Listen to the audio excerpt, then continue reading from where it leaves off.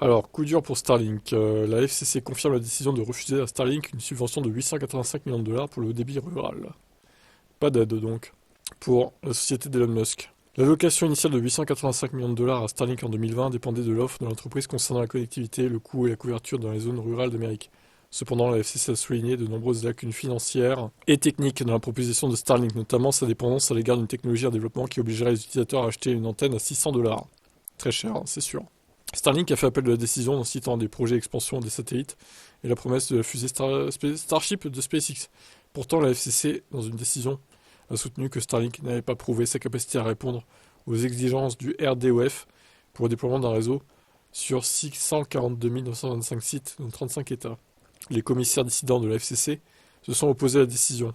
Symington a reconnu que même si certains destinataires RDOF ne fournissaient aucun service, Starlink desservait un demi-million d'abonnés, y compris dans les zones où les options haut débit étaient limitées.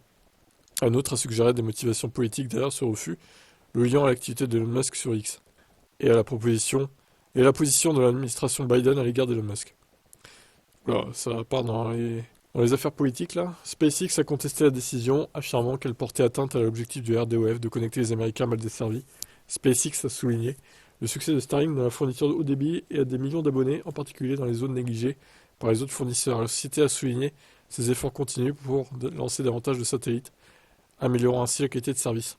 La FCC a toutefois maintenu ses conclusions, citant l'incapacité de Starlink à répondre à des demandes détaillées et des incertitudes quant à l'atteinte des vitesses Internet requises.